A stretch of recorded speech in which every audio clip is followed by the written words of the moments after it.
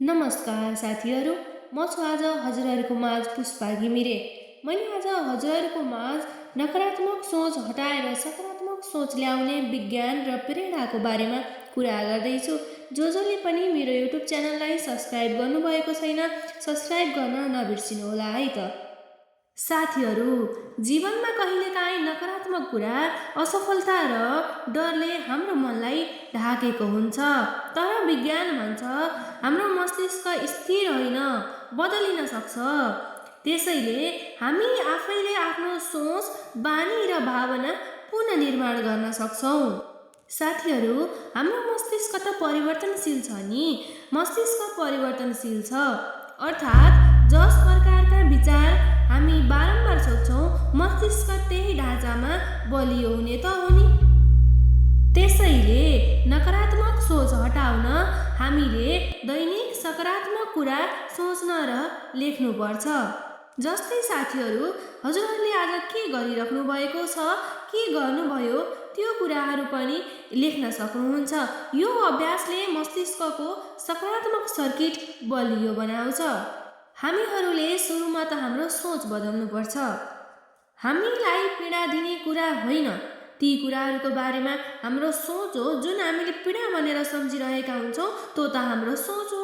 नकारात्मक सोच आउँदा म असफल भएँ भन्ने सोचलाई यो अनुभवले हामीलाई सिकायोमा रूपान्तरण गरौँ त। यसले मानसिक तनाव घटाउँछ र आत्मबल पनि बढाउँछ। हामीहरूले आफैसँग राम्रो कुरा गर्नुपर्छ। सफल मानिसहरूका दिमागमा सकारात्मक आत्मसम्मान चलिरहन्छन्।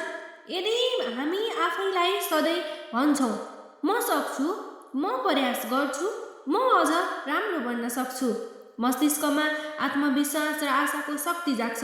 तर म सक्दिनँ, म असफल छु जस्ता शब्दहरूले त हाम्रो ऊर्जा नै घटाउँछ।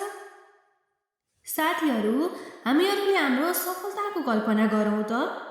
जब हामी आफ्नो लक्ष्य सफलतापूर्वक पुरा गर्ने कल्पना गर्छौँ, मस्तिष्कले त्यसलाई वास्तविक अनुभव चाहिँ लिन्छ। त्यसैले हरेक बिहान केही मिनेट आँखा बन्द गरेर सोचौँ, हाम्रो पढाइमा हामी उत्कृष्ट गर्दैछौँ, आत्मविश्वासी र सफल विद्यार्थी बनेका छौँ। यो मानसिक चित्रणले हाम्रो वास्तविक जीवनमा पनि त ऊर्जा ल्याउँछ। अब सुन्नुहोस् त, हाम्रो शरीरले हाम्रो मनलाई प्रभाव पारिरहेको हुन्छ। जस्तै हाम्रो शरीरको हावाले हाम्रो मनोवृत्ति बदल्दछ। यदि हामी नकारात्मक महसुस गरिरहेछौँ भने ठाडो उभिनु, मुस्कान ल्याउनु, सास गहिरो तान्नु।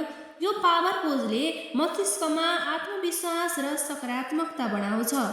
र अन्त्यमा साथीहरूलाई के भन्न चाहन्छु भने सकारात्मक सोच कुनै कल्पना होइन, अभ्यास र मस्तिष्कको पुनर्निर्माणको प्रक्रिया हो। र साथीहरू, हजुरहरूलाई यस्तै टिप्स र ट्रिक्स चाहिएमा हामीलाई सब्सक्राइब गर्नुहोला। धन्यवाद।